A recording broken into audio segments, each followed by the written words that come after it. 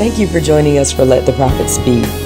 This week's episode features Dr-Vernette-Rosier ministering prophetically during her engagements and as she walks through her everyday life. We get to witness firsthand the power of the prophetic through powerful ministry and testimony. We've also included a teaser from one of our speakers from the Apostolic and Prophetic Conference. We hope that you will join us tonight at 7 p.m. or for one of our seminars beginning tomorrow at 10 a.m. Enjoy, and we will talk to you again at the end of the broadcast.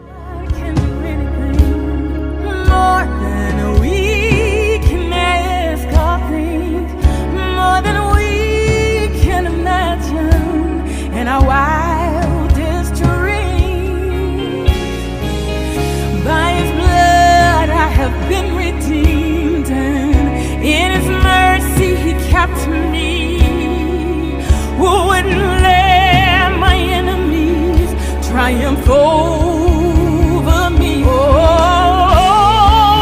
my God can do anything more than we.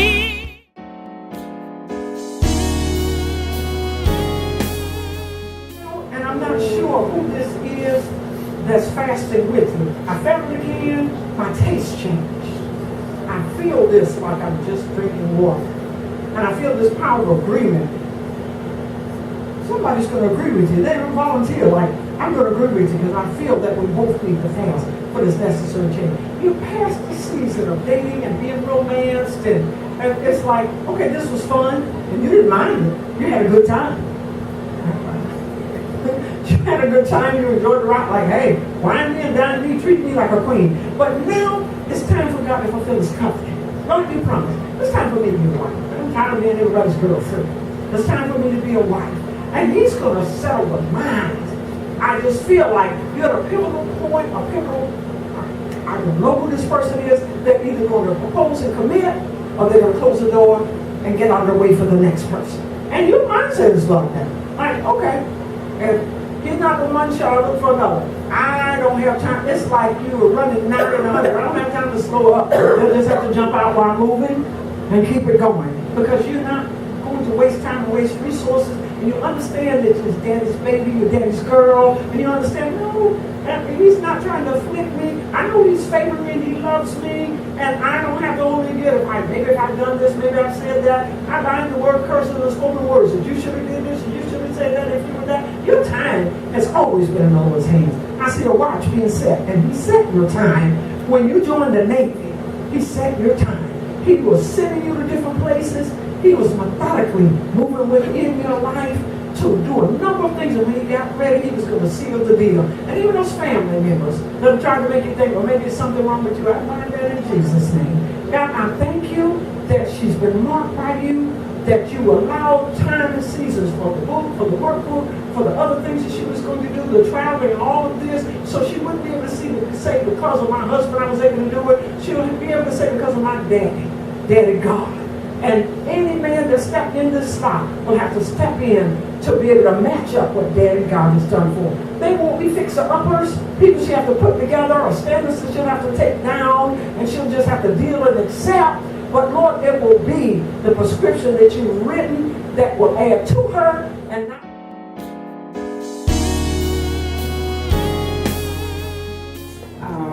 I was very grateful because I have been praying next to God about our current relationship, and I wanted to have clarity about some things. I have been believing God for several years, if you will, and several words have been spoken in my life about marriage and dating and all that, and you do get to a point where you're waiting for that next page to turn. And so I appreciate the Lord for reminding me of who I am first and foremost, that I'm a daddy's girl and expect and should accept only what God has promised me, the ultimate. So I have all expectation for that, and just let me know about the fasting and with expectation, on the end of a fast, and to be okay with whatever decision. And I'm still going to be who I am, who God has called me to be. It doesn't change the promise God has made, and continues to keep the hope and expectation and anticipation very real. So I just appreciate that. I'm grateful Already thinking about, one or two people who I know with a T right up with that. And so it's a good spot to be in, and that I can never miss what God has for you. It's just a matter of just following what God has laid out. And so I thank God for that. So the word gives you direction and insight. Okay, that's exactly right, yes. Thank you so much. Thank you.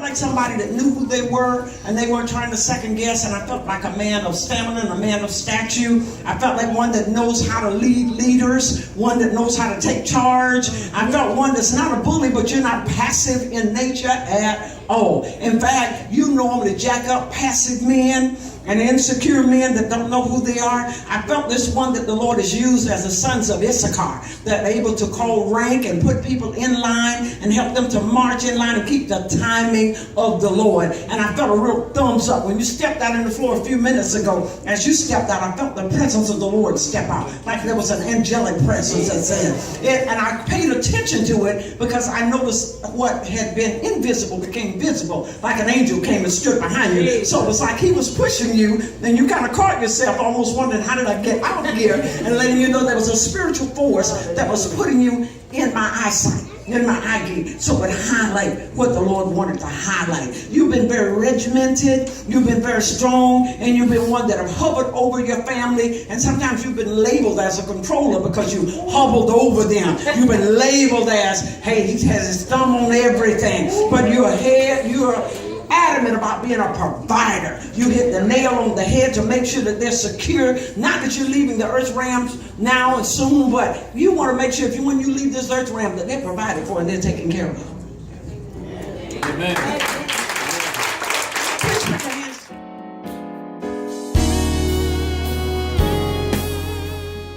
To ask people so that the audience learns from it. The congregation learns from it. 1 Corinthians, I think around the 13th chapter, the 12th chapter, when it talks about that they all may learn, prophesying one by one, and so that others can learn from it. I always ask people, or try to remember to ask people, so other individuals can glean from it and learn from it and learn how it works. That's why I shared that with the young lady. Never go by eyesight, always go by spiritual sight and not natural sight. Amen. That you can make comments, and it's always a humble experience and the right thing to do to always tell people your source. Tell them why you did what you did. So it doesn't take the glory from the Lord, it points the glory to Jesus Christ. You were right there, amen.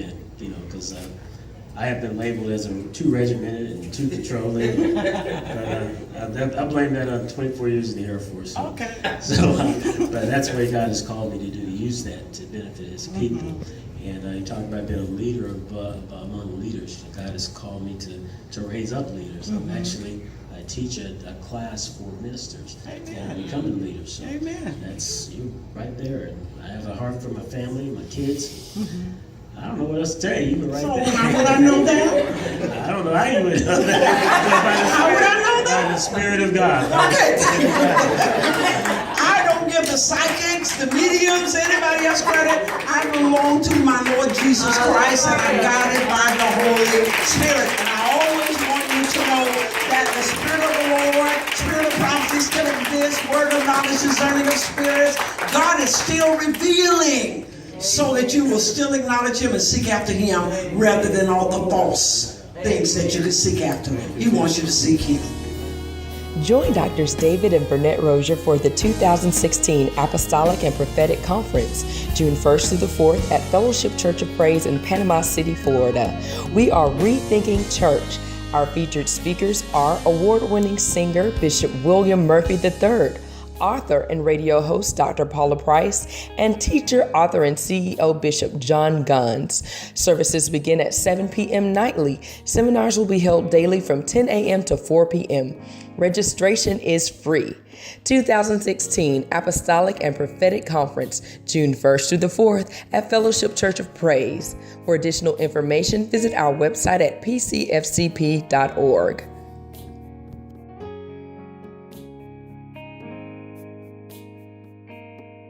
Hi, this is Pastor Leah, Associate Pastor, Fellowship Church of Praise of Volusia County, and I have been given the honor to speak to you regarding the Apostolic and Prophetic Conference coming up in Panama City Fellowship Church of Praise with the great Dr. David Rosier and Prophet Vernette-Rosier, the conference host. And I've been given the awesome privilege to speak to the single women about rethinking singleness prophetically. Why is that important? First of all, the conference theme is rethinking church. And if we're going to rethink church, we've got to talk about rethinking singleness prophetically. Because let's be honest, majority of the churches are filled with single women. Can I get a whoop whoop? So I've been given the honor to speak to you. See, we often talk about singleness, singlehood, single life with the subconscious thought, waiting to be married. And we design our lives and map out our lives to work at getting married and really do not enjoy singleness. We are going to rethink that prophetically, meaning God's already mapped it out. We will talk about issues and have discussions and dialogues and interactions that other women talk about who are married, as if that's some great big secret topic and conversations that single women can't engage in. But the point of it is that we are going to talk about things that affect us as single women now. There's no secret magic day. A woman is a woman, single or married. Am I right about it? So we are rethinking this singleness prophetically. God's already planned and laid out our lives. We are going to enjoy singleness. We are not going to look at this season of our lives as being alone or by ourselves or lonely, any of those things. No, God, this is the right season for the right timing of my life, because this is prophetic, right? Prophetic is proclaiming the things of God today. Prophecy is something else. So prophetically is the word of God for my life right now. So we are rethinking singleness prophetically. We are lining our lives up to be exactly what God has called us to be right at this moment, right at this season. We have not missed anything. And we're going to talk about things that affect us as single women right now. So don't you dare miss it. This is the Apostolic and Prophetic Conference, Panama City Fellowship Church of Praise, with the great hosts, Drs. David Rosier and Pastor Prophet Vernette-Rosier. And this is Rethinking Church. My conference topic session is Rethinking Singleness Prophetically. We're going to talk about the things that matter to us as single women, because we are right where we need to be as single women. Can I get a whoop whoop? See you there.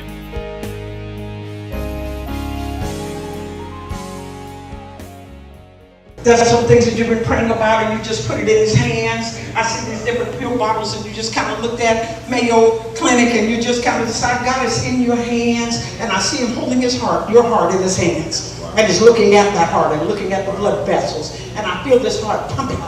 And I feel he's regulating the beat of the heart. And he's working on heart issues. You've had spiritual and emotional surgery many times before, but he's working on that heart again to do surgery, to go back in and replace some emotional valves that have been damaged through life and through relationship and ultimate betrayals. But he's working a miracle. When you walked in the room, he had already secured it, that you will sit where you are, so you will sit in the seat of miracles, so that you'll be able to walk out of here saying, a miracle has begun in my life. That you're going to wake up in a different place in the morning. Good.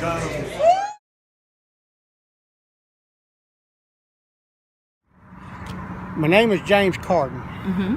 My middle name is Everett. That's why it's J. Everett on Facebook.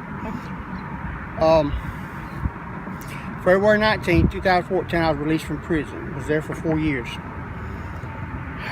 I discovered Let the Prophet Speak a month, basically 6 weeks before I got out. Wow. I got transferred to the release dorm, and over there they got honors and stuff, so we could sit up all night on Friday and Saturday night and watch TV. Well, we was up all night Friday night, I said, man, ain't nothing to watch. So I started flipping channels, and then I seen Let the Prophet Speak. And what time was that? 6:30, 7? It was 5:30 in the morning at that time. It was when y'all was first getting started, 5:30 in the morning. I don't know if it was her or another. As I was watching, you begin to talk about how our children and our children's children, and if we have this gift and they're going to follow through, they might be even more expounding than what we are, because we're learning our gift. And as we learn ours, we teach them. And as they learn ours, and they expound. And the anointing's so strong right now. And I've tried ever since I got out, and for some reason I cannot get to the church. I know where it's at. I've been there before. I've gotten a word over there back in 98, 99. I've been there. Yeah. My daddy's ordained under your ministry, or was. Oh, who's your father? My daddy. His name is Jimmy Carden. He had Jim's Nets and Supplies. Absolutely. That's my daddy. I know and your sister and your mom. Right. Yes. But anyway, when I saw that on TV, and I have tried and tried, I even saw you at Walmart, and I could not stop you. I couldn't do it. I've got such a prophetic calling and such a prophetic gift till I can just about tell anybody anything God wants to say to them. But I've been so rejected, and I can't afford to go to school to get the paperwork, and I'm not saying it's wrong to do that. It's just I can't do it. So nobody's saying, come on with me and let me help, Well, So what? YouTube I'm saying, and come with me and let me help you. well, I've been following you for And I'm 2 saying, years. I'm glad that you're watching me on Let the Prophet Speak on my YouTube channel. That is such a blessing to hear that today. And anything I can do to help you. I have a full curriculum for training prophets, for training apostles, prophets, evangelists, pastor, teacher. I teach a school of the prophet twice a month. There, I just use the sanctuary, but it's actually B130 Ministries. And I have a full curriculum that you can get from a one-year certificate, associate degree, a diploma, to a bachelor's, all the way to a doctorate. Many years. Out of all you've gone through, and knowing that the Lord uses you, you've been ordained and all of this, and you can't get enough of watching Let the Prophet Speak. I can't get enough of anything that, I watched that, I watched. But do you watch it? You started watching it at 5:30. So now do you watch it on Fridays at 12 noon, or you just watch it from the YouTube I just channel? watch it on YouTube. Better. And that way you don't have to And sit and wait on them. You can every watch it time upload, I get a notification. Wow. Every time a video's uploaded to YouTube, my phone goes off and it says, David, Well, you know what? I want to thank you for so much. It's okay. I want to thank you for watching it. You really encouraged me to keep doing what I'm doing.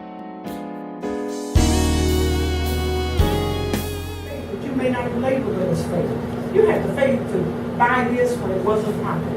You had the faith to pick up on this when everybody thought, this doesn't make any sense. It's an innate gift that for business that God put in you as a little boy. As a little boy, you knew stuff that grown people wouldn't pay any attention to. But it hit pay dirt. And because of that faith, you outlived a lot of your constituents, or your associates, your friends. You have outlived them. The vitality was in your body. In fact, your strong mindset. You have a powerful intercessor that you're married to, that you're going to tag the devil. I feel like a Muhammad Ali, using that left and that right and just knocking out the enemy. You don't put a whip on him again. There are times I feel you get frustrated. Like, Lord, help it. And in your mind, like, you better leave me alone. The Lord, don't turn it. I'm just not going to do it. And you're settled in that. But it's made you a great provider. It's made you a great covering. There's nothing you won't do for her. There's nowhere you won't take her if she says you want to go. I feel like my husband, if you don't go, you'll raise somebody to go with us to make sure it happens. But you secured her for life. You were thinking past your life. I'm making sure that she's secure. And it's not over yet. That's what brought you to that heart surgery. Your mindset. Doctor said one thing, but you would tell him, no, I'm getting up from here. No, and you did just that. You made your body do. opposite of how it felt and opposite of what the doctor said. And that was coupled with faith. So your success is not over yet. Because I see you still looking. I see you still riding and looking. What else can I pick up? What else can I buy? And I see you saying, Lord, what else is it going to come home with? What is it to do with it? But I feel that your latter days are going to be even greater and happier than where you are. I see these steel toe boots in the spirit realm, the stepping on serpents, and that has to do with spirits. Every time I'm seeing these different snakes, I see you crushing the head of spirits that have tried to hamper your walk, hamper your spiritual walk. They've tried to program you work, and just do good deeds. But they were trying to keep you from the calling that had been written. It's tattooed on your forehead. Tattooed transpired when he was 5. I see the hand go up like that. I see the age 5. And somewhere through that childhood, you made an internal vow. You're not going to reach. Hey, I'm going to work. I'm going to make money. We'll do this. But somebody else needs to preach the word. You're the one. You're going to preach the word. You're going to be amazed. You're that Gideon, mighty man of valor. The Lord called you a mighty man of valor. You're mighty in the financial area, and you're going to be mighty in the spiritual area. You're going to do great exploits for the Lord, and you're going to target and change men that the church world couldn't reach because they've been programmed to think, just work, just be a good provider, and you're doing all you're supposed to do. But there's more, and he's going to help you to do the more. Thank you that you're only promoting her. She's not being demoted, as some would try to make her feel. I thank you, God, that she's moving in the season and in the time. She's pouring a foundation in her desire. But I thank you for satellite school. Day springs. Because his desire is high education, seminary, satellite school. I remove the hindrances. Those that made you fat and those that made you cry, made you feel discouraged, and you tried to make you feel depressed. I remove that. I hear joy bells ringing. I feel the zeal of your strength coming back like when you first stepped into this world. That determination, I'm going all the way. And I won't turn back. I'm running for him. And you are truly a racehorse. You're running for it. Don't underestimate the teaching authority that you have. You're going to be very methodic in your teaching the classes and very methodic in teaching this church, of teaching, of grounding church, of bringing understanding. And even those individuals that try to control you by their tithe and by their offering. I'm not going to give and I'm going to do this. He said, for every person that withheld, I'm going to send others in that said, I wrote here, but I feel the Lord took me out. I feel like during the day you came over here for something. Somebody was coming through the neighborhood. They stopped their car and they said, do you know the pastor? You remember you the pastor? The Lord spoke to me to come and plant this seed to encourage you to keep this work going. He says, I'm going to always encourage you, and I'm going to bring monies outside of people that you know. No longer allow the vice grip to be on your mind. No longer allow yourself to have sleepless nights of wondering. He's made your calling and election sure. He's put his brand on this building. He's dispatched angels around this building that when they step on here, they're stepping on the land that has been consecrated by the blood. I feel the blood go down in the soil. That when we turned in here, we turned into consecrated ground that belongs to him. And it will sanctify anything that try to encroach itself upon here. Instead of the demonic force being able to camp up, what it will do is drive back demonic forces. The devil can't cross the bloodline. There's a blood trail that goes around the boundaries. The survey, before the surveyor surveyed this land, God consecrated, dedicated it. You gave it to him, and his blood is in it. So to consecrate everything that steps on it. Even those that don't want to be changed, those that will come in drunk, and they'll sober up. Those that will come in high, and their high will leave. And God is expanding the entrepreneurship in you. You are a smart woman. It's not just your husband. You're a smart woman. Yeah, the mind of that entrepreneur that's going to get it done. But the power that you have in intercession binds devils. It moves the closed heavens. It opens them up. You have authority in the heaven realm. You're a general in intercession. When you pray, heaven listens and angels move to perform what you pray.